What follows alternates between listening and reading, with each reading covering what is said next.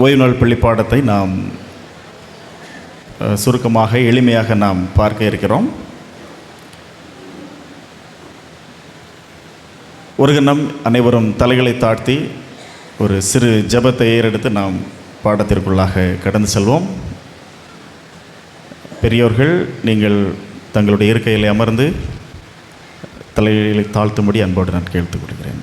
ஜெபிப்போம். அன்புள்ள பரலோகத்தின் பிதாவே, உம்முடைய பரிசுத்த நாமத்தை பரிசுத்தமான இந்த ஓய்வு நாளிலே நாங்கள் விசேஷமாக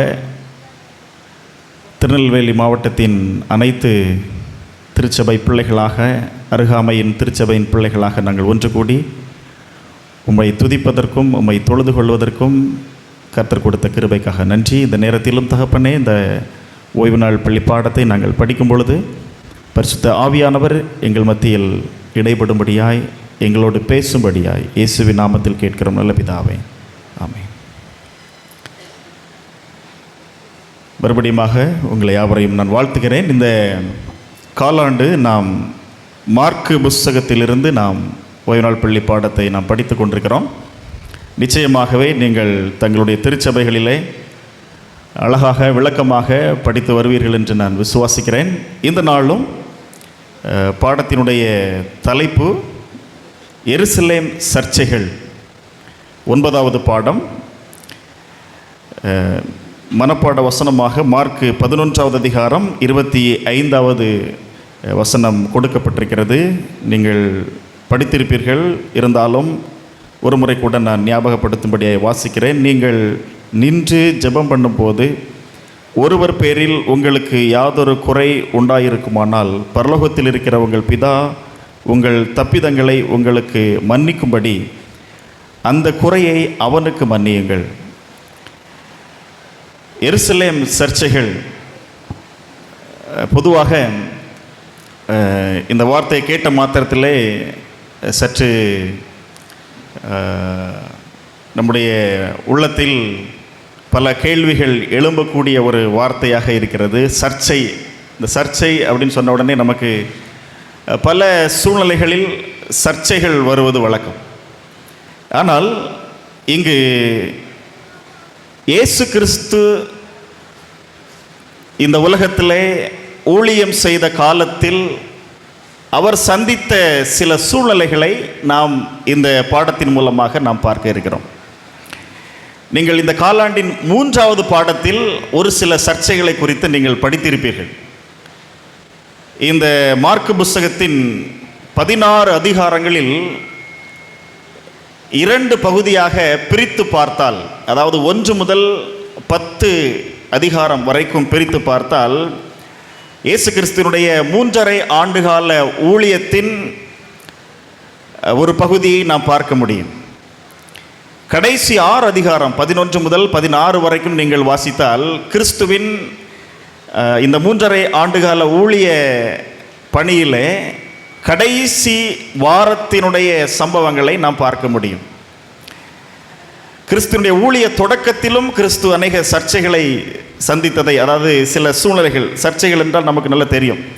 ஒரு நபரை பிடிக்கவில்லை என்றால் அவரை குறித்து தவறான காரியங்களை எப்படியாவது அவரிடத்தில் குற்றம் கண்டுபிடிப்பதற்காக உருவாக்கக்கூடிய ஒரு மனநிலை. இயேசு கிறிஸ்துவுக்கும் அதே காரியம், அதே சம்பவம் நடந்ததை நாம் பார்க்க முடியும். இயேசு கிறிஸ்துவை அநேக யூதர்கள், பரிசேயர்கள், வேதபாரகர்கள் எல்லாரும் எதிர்த்தார்கள். எதிர்ப்பின் நிமித்தமாக அப்படிப்பட்ட சூழ்நிலைகள் வந்தது. கிறிஸ்துவை எப்படியாவது அவர்கள் தங்களுக்கு ஞானம் அதிகமாக இருக்கிறது என்று அவரை குழப்பும்படியாக சில கேள்விகளை கிறிஸ்துவுக்கு ஒன்றும் தெரியாது என்று ஒருவேளை கேட்டிருக்கலாம். சில சமயங்களில் கிறிஸ்துவை இவர் எப்படி தவறு கண்டுபிடித்து அவரை தோற்கடிக்கலாம் என்று ஒருவேளை அவர்கள் விதமான சூழ்நிலைகளிலே கேள்விகளை கேட்டிருக்கலாம். சரி, இருந்தாலும் நாம் அதை பார்க்கும் பொழுது, கிறிஸ்துவனுடைய வாழ்க்கையில் நடந்த இந்த சூழ்நிலைகளை நாம் பார்க்கும் பொழுது நாம் என்ன கற்றுக்கொள்கிறோம்? இன்றைக்கு இந்த சர்ச்சைகள் அல்லது இந்த அனுபவங்கள், கிறிஸ்துவனுடைய வாழ்க்கையில் கிறிஸ்து சந்தித்த அனுபவங்கள் நமக்கு என்ன கற்றுக் கொடுக்கிறது என்பதை நாம் பார்க்க இருக்கிறோம். இந்த 9வது பாடம் நீங்கள் அனைத்து கிழமைகளிலும் உள்ள சம்பவங்களை நீங்கள் நிச்சயம் தினந்தோறும் உங்களுடைய வேத வாசிப்பில் நீங்கள் வாசித்திருப்பீர்கள், ஜெபத்தில் தியானித்திருப்பீர்கள். அதை சுருக்கமாக ஒரு முக்கியமான ஒரு 7 சம்பவங்களை அதிலிருந்து நான் பிரித்து பார்த்தேன். நீங்கள் அந்த பாடத்தை 9வது பாடத்தை மையமாக நாம் ஒரு 7 சம்பவங்கள், முக்கியமான ஒரு சம்பவங்கள் கொடுக்கப்பட்டிருப்பதை நாம் பார்க்க முடியும். ஒன்று, இயேசு கிறிஸ்து இந்த 3½ ஆண்டுகால ஊழியத்தின் கடைசி அந்த வார பகுதியிலே அவர் எருசலேமுக்குள் தன்னை வெளிப்படுத்தும்படியாக, ஒரு ராஜாவாக அக்கால வழக்கத்தின்படி வெளிப்படுத்தும்படியாக தன்னை அவர் ராஜாவாக வெளிப்படுத்துவதற்கு கழுதை குட்டியின் மேல் பவனி வந்த அனுபவத்தை நாம் பார்க்க முடியும்.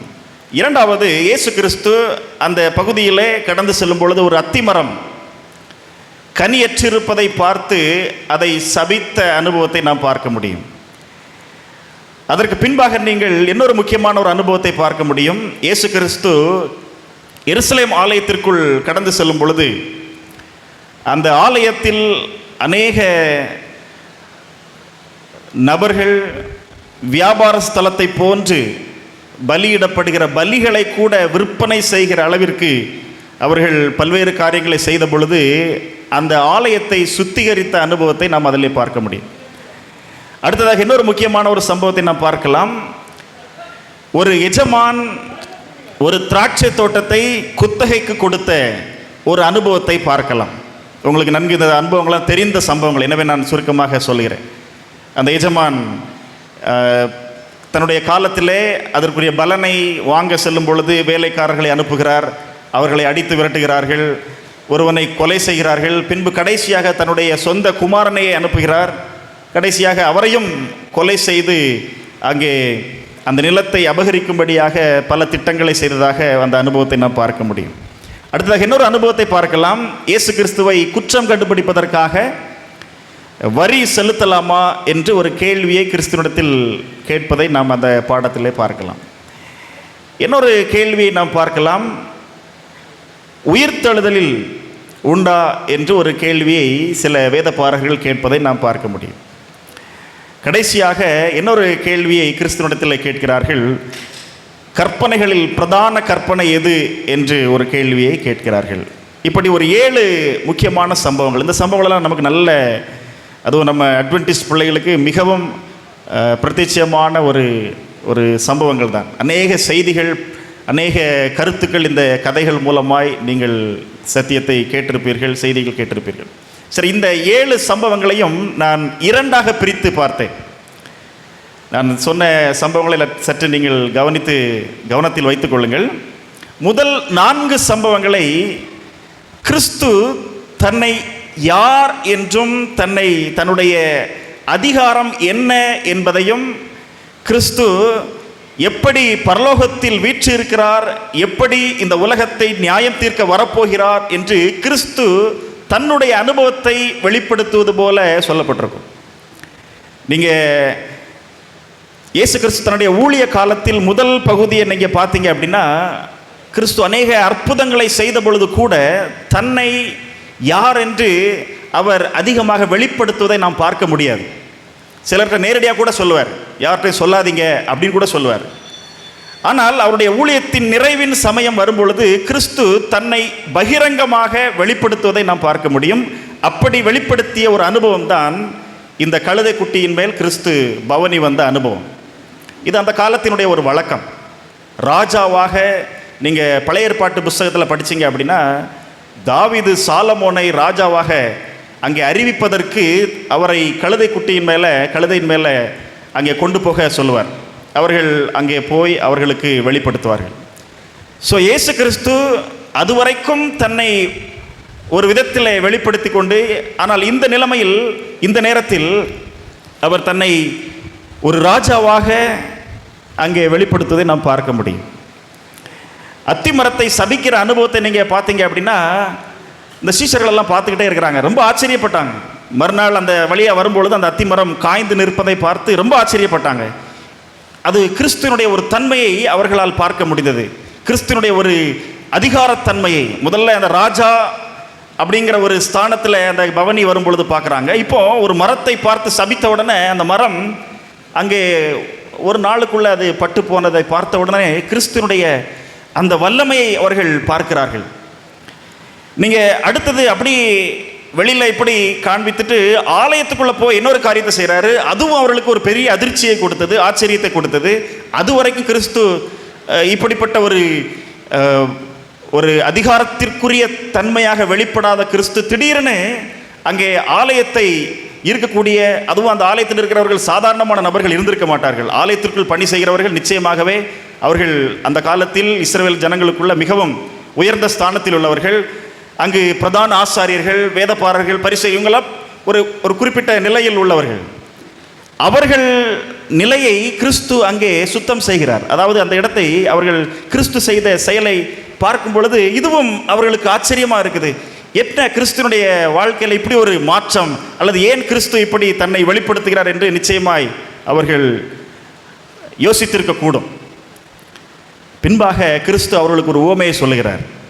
தான் யார், என்ன நோக்கத்திற்காக இந்த பூமியில் இருக்கிறேன் என்பதை உணர்த்தும்படியாக கிறிஸ்து அங்கு ஒரு எஜமான் தன்னுடைய தோட்டத்தை குத்தகை கொடுக்கிற அனுபவத்தை கற்றுக் கொடுத்து அந்த உவமையின் மூலமாக கிறிஸ்து தான் மரிக்கப் போகிற அனுபவத்தை அவர்களுக்கு, இப்போ சீசர்கள் எல்லாரும் ஒரு ஆச்சரியமாக ஒரு பெரிய எதிர்பார்ப்போடு இயேசு கிறிஸ்து ராஜாவாக வரப்போகிறாரு, அல்லது இவ்வளோ நாள் நம்ம எதிர்பார்த்த மேசியா இவர் தான் அப்படின்ட்டு நிறைய சீசர்களுக்குள்ள சில பேச்சுகள் இருந்திருக்கலாம்.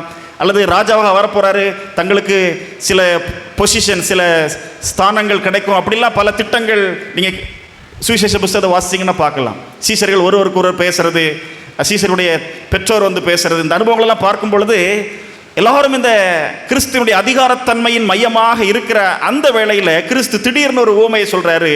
ஒரு திராட்சை தோட்டத்தை ஒரு எஜமான் குத்தகை கொடுக்குறாரு. அப்படி இந்த கதை நீங்கள் உங்களுக்கு நல்லா தெரியும், நான் சுருக்கமாக சொல்கிறேன். கடைசியாக தன்னுடைய சொந்த குமாரனை அனுப்பும் பொழுது அந்த சொந்த குமாரனையும் அவர்கள் அடித்து கொலை செய்கிற அனுபவத்தை சொல்கிறாரு. நான் இதே போல இந்த பூமியில் மரிக்கப் போகிறேன். இந்த அனுபவத்தை கேட்ட மாத்திரத்தில் சீசர்களுக்கு ஒரு பெரிய ஏமாற்றம். நமக்கு நல்லா தெரியும், இயேசு கிறிஸ்துவின் மரணத்துக்கு பிறகு கூட சீசர்கள் ஏமாற்றத்தோடு நடந்து சென்ற நபர்கள் பார்க்கலாம். இயேசு கிறிஸ்து மரித்து உயிர் தெழுந்து மறுபடியும் பரலோகத்துக்கு போகிற சமயத்தில் கூட அப்போஸ்தலரை வாசிங்க அப்படின்னா சீசருடைய மனநிலை சற்று சில எதிர்பார்ப்புகள் இருந்துச்சு. இந்த நேரத்திலாவது ராஜ்யத்தில் நீங்கள் வருவீங்களா அப்படிங்கிற அடிப்படையில் கிறிஸ்துவை நோக்கி கேட்ட அனுபவத்தெல்லாம் பார்க்கும் பொழுது சீசர்கள் அப்படிப்பட்ட மனநிலையிலிருந்து நம்ம பார்க்க முடியும். இந்த 4 அனுபவங்களையும் இந்த பாடத்தில் நீங்கள் பார்க்கலாம், படிச்சிருப்பீங்க. இந்த அனுபவங்கள் மூலமாய் கிறிஸ்து தன்னை யார் என்று வெளிப்படுத்துகிற அனுபவத்தை நாம் பார்க்க முடியும். அடுத்ததாக கடைசியாக இன்னொரு 3 அனுபவங்களை நாம் பார்த்தோம். கிறிஸ்துவை குறை கண்டுபிடிக்கும்படியாக, குற்றம் கண்டுபிடிக்கும்படியாக சில கேள்விகளை கேட்பதை நம்ம பார்த்துருக்குறோம். இயேசுவை பார்த்து வரி செலுத்தலாமா அப்படின்னு கேட்ட மாத்திரத்தில் அவரிடத்தில் ஏதாவது ஒருவேளை அவர் அரசாங்கத்திற்கு சார்பாக பேசினா யூதர்கள் அல்லது ஆலயத்திற்குரிய நபர்கள் குற்றம் கண்டுபிடிக்கலாம். ஒருவேளை இதற்கு சார்பாக பேசினால் கொடுக்கக்கூடாதுன்னு சொன்னால் அரசு அடிப்படையில் குற்றம் கண்டுபிடிக்கலாங்கிற ஒரு எதிர்பார்ப்பில் இருக்கும் பொழுது இயேசு கிறிஸ்து அங்கே ஞானமாக பதில் சொல்வதை பார்க்க முடியும். ராயனுக்குரியதை ராயனுக்கும், தேவனுக்குரியதை தேவனுக்கும் கொடுங்கள் அப்படின்னு ஆண்டவர் ஞானமாக சொல்கிறத பார்க்க முடியும். அடுத்தது உயிர்த்தெழுதலை குறித்து அந்த காலத்தில் பழைய ஏற்பாட்டு முறைகளை நம்பி இருக்கக்கூடிய சில நபர்கள் கேட்ட கேள்வியில் இயேசு கிறிஸ்து அங்கேயும் கவனமாக பதில் சொல்கிறார்.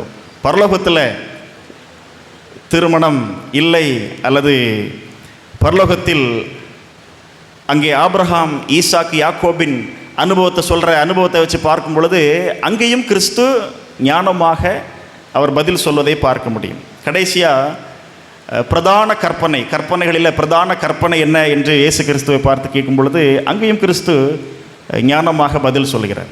அன்பை குறித்து சொல்லி ஞானமாக பதில் சொல்கிறார். சரி, இந்த பாடம் முழுவதிலும் இருந்து நாம் கற்றுக்கொள்கிற பாடம் என்ன?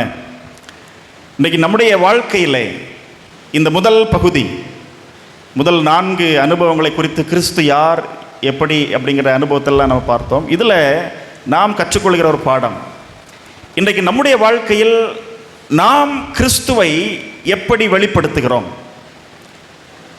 நம்முடைய வாழ்க்கையிலே கிறிஸ்துவை பின்பற்றுகிற பிள்ளைகள், கிறிஸ்துவை குறித்து வெளிப்படுத்துகிற பிள்ளைகள், நம்முடைய வாழ்க்கையில் கனியுள்ள ஒரு வாழ்க்கை இருக்கிறதா என்று சற்று சிந்தித்து பார்க்க வேண்டும்.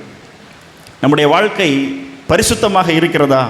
தேவனுடைய ஆலயமாகிய, நான் இந்த கதையை மையமாக வச்சு பேசிக்கிட்டு இருக்கிறேன், கவனிச்சிருப்பீங்கன்னு நினைக்கிறேன். கிறிஸ்துவை நாம் எப்படி வெளிப்படுத்துகிறோம்? கிறிஸ்து தன்னை ஒரு ராஜாவாக அவர் வெளிப்படுத்தின அனுபவத்தை மனசில் வச்சுட்டு நம்முடைய வாழ்க்கையில் சற்று யோசித்து பார்ப்போம். நாம் கிறிஸ்துவை எப்படி இன்றைக்கு வெளிப்படுத்துகிறோம்? இயேசு கிறிஸ்து அந்த அத்திமரத்தில் கனிகளை தேடி அனுபவத்தை வைத்து நாம் ஒரு பாடத்தை கற்றுக்கொள்ளலாம். நம்முடைய வாழ்க்கையில் கனியுள்ள பிள்ளைகளாக இருக்கிறோமா, அல்லது கனிகளற்று வெளிப்படையாக செழிப்பாக இருக்கிற மரத்தை போல நாம் வாழ்கிறோமா என்று சற்று சிந்தித்து பார்க்க வேண்டும். இயேசு கிறிஸ்து ஆலயத்தை சுத்திகரித்த அனுபவத்தை நாம் பார்க்கிறோம்.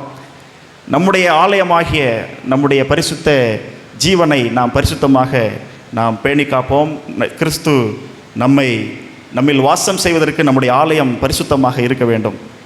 கிறிஸ்து நம்முடைய வாழ்க்கையிலே கொடுத்திருக்கிற காலத்தை நாம் பிரயோஜனப்படுத்தி கொள்ள வேண்டும் என்பதை திராட்சை தோட்டத்தின் அனுபவத்தை வைத்து நாம் கற்றுக்கொள்ளலாம். கடைசியாக சத்தியத்தை எடுத்துரைப்பதிலே, தேவனுடைய வார்த்தைகளை கடைபிடிப்பதிலே இயேசு கிறிஸ்து எப்படி ஞானமாக இருந்தாரோ அதே போல் நாமும் ஞானமாக தேவனுடைய வார்த்தைகளை மற்றவர்களுக்கு எடுத்துரைத்து கடைசி காலத்திலே கர்த்தருக்கு பிரியமான வாழ்க்கை வாழ்ந்து அவருக்கென்று நாம் ஊழியம் செய்து கர்த்தருக்கு மகிமை ஏற்படுத்துகிற பிள்ளைகளாக நாம் ஜீவிப்போம். கர்த்தர் நிச்சயமாய் நம்மை ஆசீர்வதிப்பார். இந்த பாடம் நமக்கு ஒரு மிக முக்கியமான நல்ல கருத்துக்களை கொடுக்கக்கூடிய பாடம். நீங்கள் தொடர்ந்து இதை குறித்து ஆராய்ந்து கற்று தேவனுடைய நாம் மகிமைக்காக நாம் பரிசுத்தமாய் ஜீவிப்போம். கர்த்தர் நம்ம ஒருவரையும் ஆசீர்வதிப்பார். ஆமென்.